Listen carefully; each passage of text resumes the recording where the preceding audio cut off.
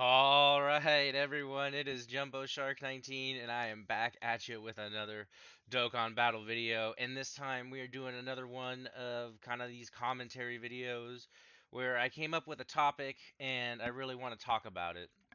So, what inspired me to post about this question was, of course, Truth released his top 10 list. And I want to go on record saying that I do think that too much emphasis is placed on unit ranking sometimes.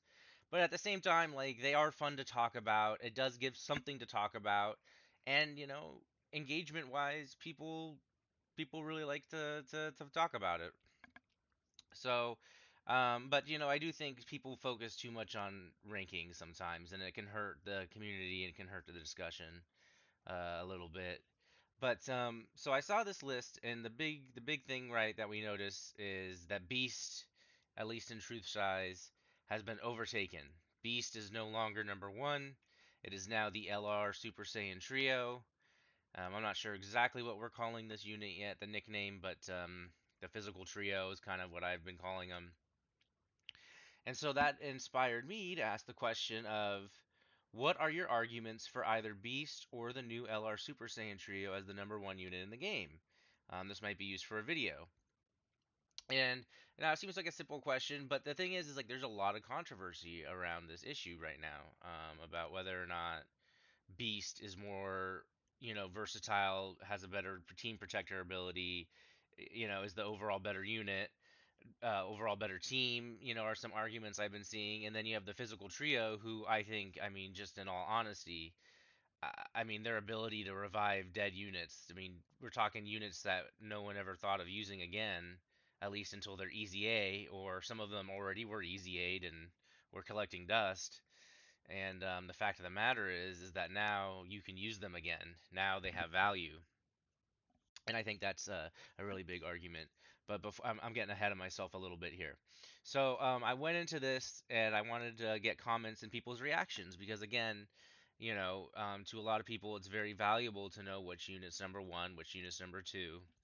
And I think it's so close that I think I'm just gonna go on record saying this as well, that I think if you have Beast number one, if you have the trio as number one, I don't think you're wrong. I think both of them are very valuable, and either one has a great argument of being number one overall. So I don't think there's a wrong answer here. But I really wanted to get other people's perspectives on what they thought about, um, number one. So let's look at some of the reactions first to Truth's tier list. So if you look here, I posted, would you say the trio is a meta changing unit? And what I mean by this is that, a lot of people said that when Beast came out, he changed the meta because all of a sudden, like his abilities, I mean, he was so far and beyond the best unit in the game that other units just were overshadowed completely, and it was like meta changing. I mean, he could dominate any event by himself, right? And he still can to this right now, even with the newest hardest events, he can absolutely still dominate the game. And so I was thinking, meta changing, um, is this unit meta changing as well? And I really think the answer is yes. I really do. But Rhodey, he comes in right away with his tier list, and he says he thinks that Truth's underestimating Beast a little bit with how powerful his taunt is, and that's really good. That's really true, right?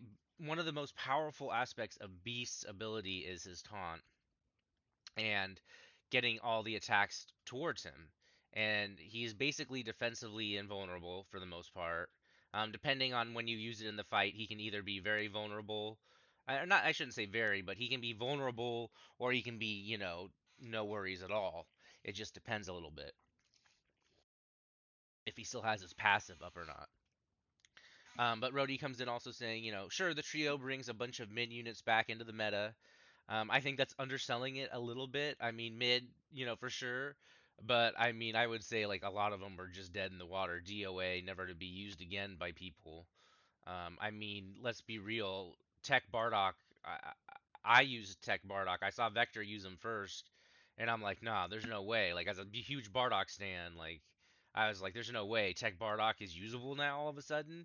And I used him, and I mean, yeah, he is.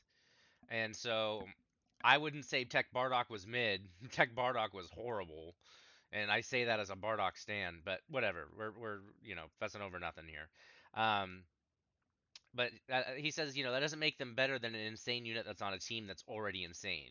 And see, that's the other aspect, right? Superheroes. Superheroes still has UI Goku. It still has Evolution Vegeta. It still has Gogeta. It still has Beast, right? It still has the other UI Goku tech. I mean, those are insane units. That's an insane team. Like those are top 10 units in themselves, as you can see on not only Rhodey's tier list, but Truth's tier list as well. We got most of the units on here are superhero units. So I think that does say a lot about how powerful Beast team is. Um, Someone's upset that Cell Max is third. I don't know what's wrong with that. I mean, these two are battling it out for number one. I don't think there's too much. I don't think there's too much debate over that, really. I mean, I think you could make an argument for Cell Max as number one, but I think he falls off too quickly. I think he does have just too much of a passive, if you know what I mean. Like his defense is too reliant on his first few turns, and then after that he does fall off quite a bit. You have to be really careful with him after you use his active. But for the most part, you're finishing fights, so that there's an argument to be made. But I think for the most part, having Selmax third is perfectly respectable. Um, if that's what he meant, unless he thinks Selmax should be lower, that's possible. Other people are posting their tier list. Let's see, Lord Minato, my boy, put Gogeta in front of Jiren. Yeah, I agree. I think if anything, Gogeta is a little too low, but we're not criticizing. That's not what this video is about. This video is about these two guys. So let's move on. So let's look at the quotes first. So Sub as Pog says, Beast has a better team and is the better unit individually. And I mean that is, I wouldn't say it's a strong argument. There's no supporting facts really there, but the statements aren't like wrong. Like, let's be real. The better team. Uh, it's tough because I mean, right now, does Beast have a better team? Yes. He has a stronger front lineup, I think. But then you have the trio where they have more versatility. They have more options. You have a lot more options on their teams compared to like superhero. There's a few bench warmers. Like you got like Orange Piccolo you can bring in. Ultimate Gohan can still actually do okay next to Beast. The Gammas can be run here and there. I mean STR Gamma for sure, and then of course if you have LR Gammas, see I'm sorry I forgot about them a little bit because I didn't pull them, so I don't have a lot of use with them. So there's a lot of units on superhero that don't even get like talked about that much. I would say that are still right there. So I think overall the argument that Beast has a better team is probably true. Right. So that's what Sub is Pog is saying. Holden, shout out to Holden. Really cool. Thank you for supporting me, dude. I really appreciate that. And then we have Abu.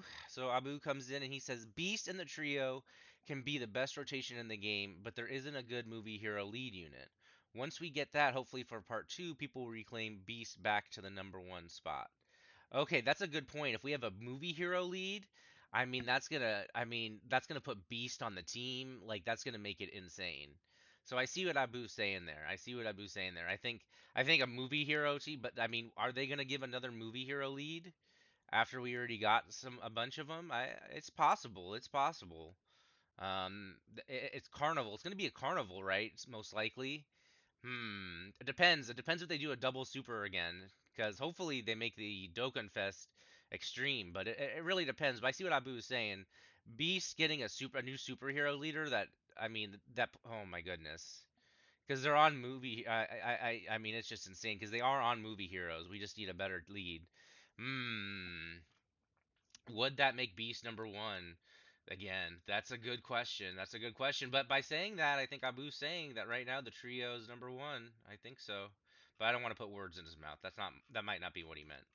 So those are the quotes. So I want to look at some of the responses here. So I'm going to go from the bottom up a little bit. So Yuna comes in, and Yuna says Beast, Taunt, and partners, trio, everything else. Very true. Beast has a lot of good partners. I mean, you can absolutely get away with running Ultimate Gohan next to him. But he has a lot of good Saiyan partners.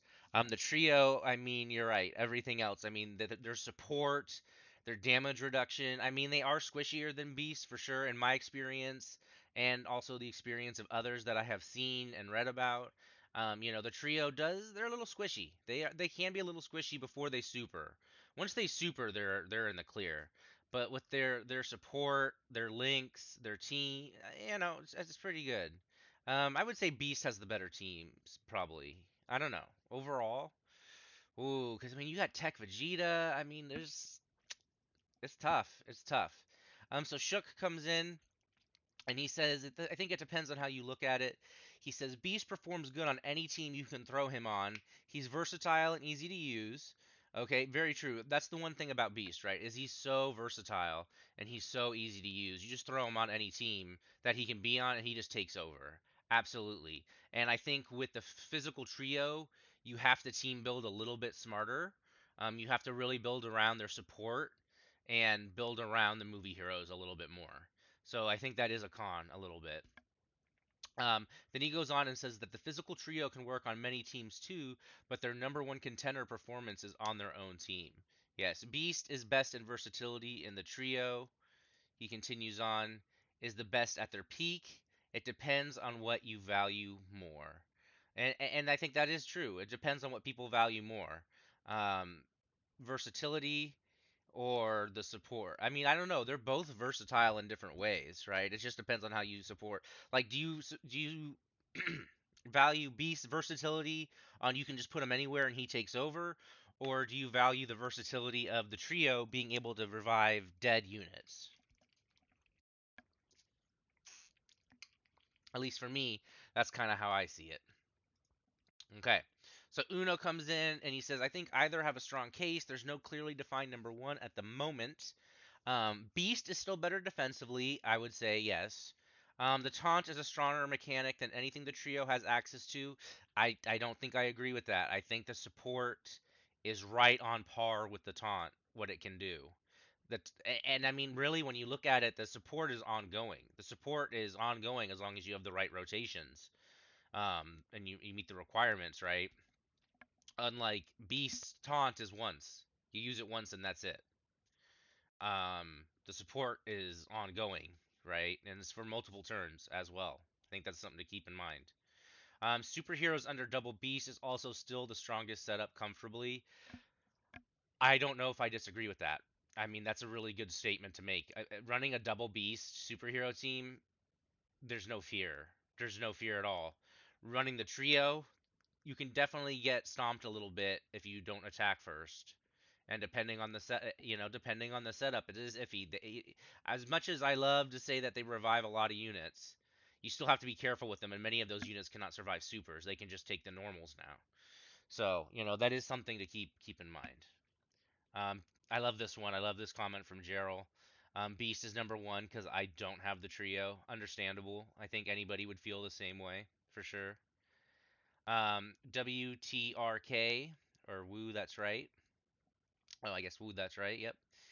Beast is the definition of a free unit that you can throw into almost any situation and you'll be fine on his team. He's completely invincible and he consistently performs better than the trio. Okay, well, I think most of this statement is true. Consistently performs better. I think it just depends on what aspect. If you're going to say that Beast performs better defensively, I think in my experience and from what I've seen, I probably would agree with you. Offensively, it can vary. I see consistent, 14, 15, 16 million attack stats from the trio that are critting a lot. And Beast, you need to get hit a couple times, which isn't too much of an issue, but it can be sometimes. I think offensively they're pretty similar, especially because with the trio you're getting a lot of attacks, so it just depends. But defensively, Beast, yeah, I don't know. I probably would be inclined to say Beast is better defensively. I'm on global, and there wasn't one event in the game that he can get sniped in. And see, that is a really good point. Is right now, I would say there are a couple events like Cell Max or something where the trio could get sniped if they don't attack first. But after they attack, they're fine. But see, Beast doesn't have that problem. And so that is a really strong argument for Beast over the trio, I think. Dig Bick. Oh, my boy Dig Bick. Um, the duo, while individually worse than Beast, I think he meant trio, by fair bit, I think, massively help every single unit on their team to a pretty significant degree. But in the same token, while Beast doesn't have that insane support, he runs a team that's so good it really doesn't need the support. And you know what? That's a good argument, and that makes me lean a little bit more Beast in a sense, because as much as the support is being added by the trio, it's needed. They need to provide that support for their team. Beast doesn't. The support he provides is really with the taunt, and by the time you want to use it, the fight's usually almost over anyway, and that's because the team is so powerful. You're destroying, you're really destroying the fights. So that's a really good argument. I think that's another point for Beast, honestly. But again, it just depends on what you value more, that support or overall utility. Um, we have Trippy. Beast equals Super Saiyan Trio, in my opinion. Beast is consistent wall. Trio can be as well, but can be by orb changing. The trio support go burr, yes, and made some struggling units not struggle. Struggle as hard. Yeah, very true. I mean, it's so close. It's very close. So I'm with Trippy on this one. It's they're just really close either way. Fardeen, a Kandakar. I probably totally just messed that up, so I apologize. But we have they both are mega good offensively and defensively. Beast has his active, which is a bit better than the trio, but it can only be used one time, as I was saying before for sure, or twice with double Beast.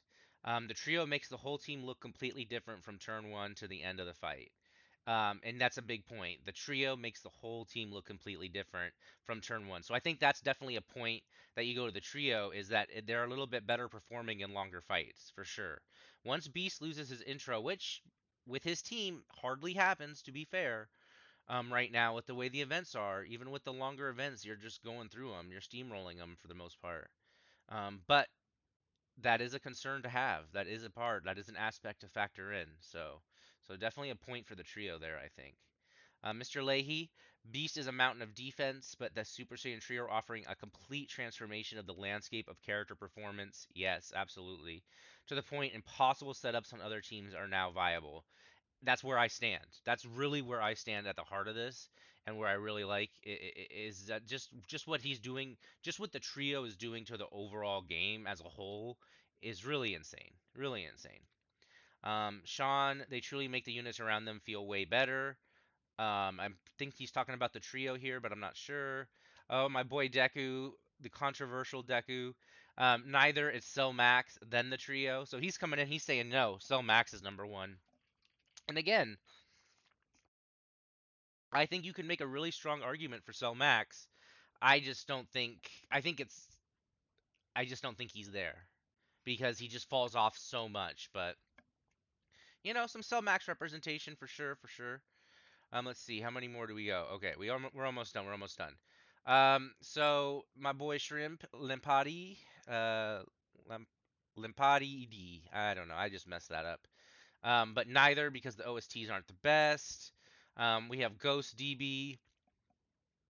So he comes in, he says the trio have insane support with 45% damage reduction, and they have really good defense, easy active skill, hard hitting active skill. And for Beast, I mean, it's Beast. You really have to worry about him taking damage, and he's taking double digits from Goku and Frieza under 50%.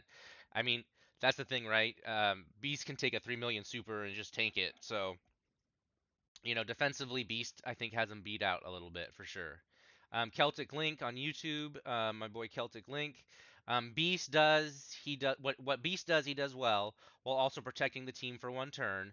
The trio, however, are buffing the entire team, which constantly and allowing you to be more versatility in your team building, and I really love that part. I just love that part so much because it's so much fun using older units, right? Which leaves the better approaches to fights than just use superhero beat stick. Okay, I see what you're saying here, right?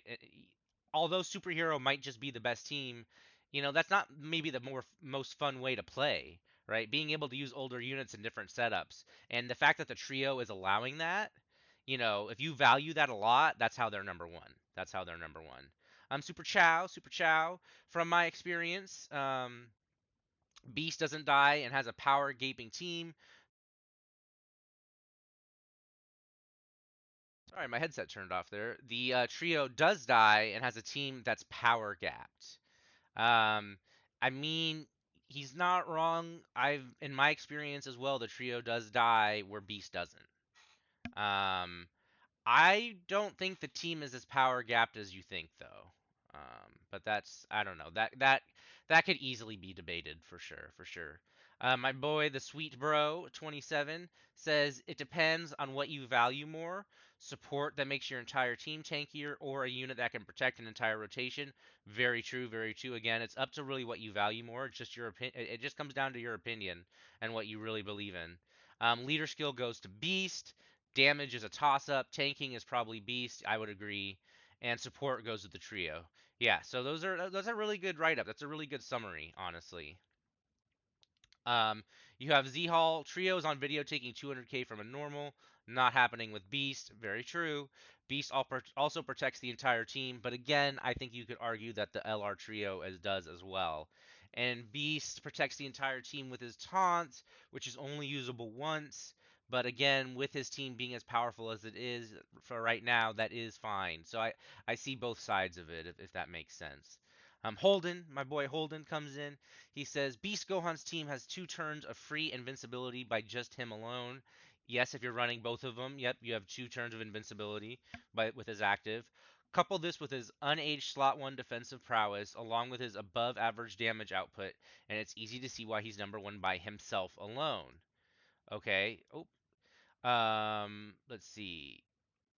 But the team he leads also has another taunt. Oh, this is a really good point. Gogeta Blue, who revive and 2 revives, AGLUI, and okay, see now if you're looking at it from a team perspective, it's getting crazy, right? And then a domain as well as 3 guaranteed dodge turns, AGLUI and Tech UI, right? You have a domain as well with Tech UI outside of physical Gogeta's taunt turn. The team already is hard to kill, and then if they got Beast on top of it, hell, you can even run Orange Piccolo for a giant if you want. That's a lot of versatility right off the bat. You have a giant form, you have a domain, you have revives, you have taunts, you have guaranteed dodges. I mean, insane, insane versatility. The team's already hard to kill. For the trio, their team is not as good in my opinion. I mean, honestly, after when you really write it out the way Holden just did, it's hard to argue otherwise, right? My goodness, the versatility in the mechanics. Um, its units are more risky and don't have all these built-in save mechanics. Very true. There was 1 taunt in Physical Gogeta, yep, as well as the 2 relevant revives in STR GT Duo and Super Saiyan Blue Evolved. Very true. You can run the GT Duo again on this team. Super Saiyan 4 Goku is runnable. You can run the duo as well. It's possible. So you do have a revive, and you do have a taunt with Gogeta.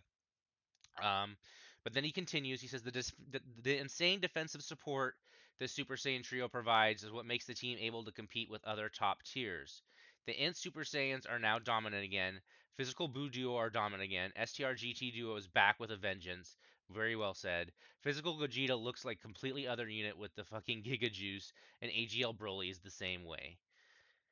The physical Super Saiyan trio also just do so much damage that is genuinely insane. Their standby finish is a one-shot killer. I completely forgot about their standby. I haven't even mentioned it. So, I mean, huge points for that. They have a turn where they have a standby where they're invincible. They provide that support defensively, and then they have a huge attack stat. Their definition of consistent power, but they can be scary and slot 1 at times. Very true. Very well said. Very well said. That's what I would say for both of these units. I mean, excellently said. I just left the conversation earlier from some people were going on and on and on. I think it was these guys right here kept going on and on. So I just kept getting notifications as well, and that's all that is. Um, but well said, Holden. Really good points. I think overall you're right. The team, but the overall versatility, it just comes down to what you value more. Here's Vector. So let's look at Vector's point. The way I see it, the trio trade a few of Beast consistency points for hundreds of versatility points. Hundreds of versatility points. Beast can beat a stage with near certainty, yes, but the trio allow you to beat the same stage in ways you didn't think were even possible. and that's bigger to me. Okay, and I want to make a there's a clear point here, and that's bigger to me, right? Again, this all comes down to what people value more. And I think when it comes down to it, for me specifically, I'm just with Vector here. Holden made some really good points and opened my eyes, and so did a lot of other people. Everyone that I read and talked about in this video, you actually made the case stronger for Beast than I was thinking in my own mind. But all of that being said, I think the fact that I can run Tech Bardock again, I can run Super Saiyan Spirit Bomb Absorbed Gumku again. Sorry, I had to throw Gumku in there. He's one of my favorite units, and I had to throw the nickname in there too. I know it really just rustles some Jimmy. Oh boy, that's an old one, isn't that? Rustle some Jimmies. That's an old phrase. Wow, that's old now. But yes, the Spirit Bomb absorbed Goku.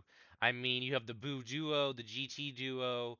I mean, these are units that people were not really using. I mean, really, Tech Bardock. Let's be real. Everyone agreed he was trash. He was done. He was, maybe in 2 years he'll get his EZA and he'll be okay. You know, but now you can use him again. So I'm just with Vector on this one. My just the way it just changes the game. It just flips it on its head. It reverses the hourglass. Oh, the LR trio, the int trio. I mean, they're a fun unit to use again. You can absolutely run them.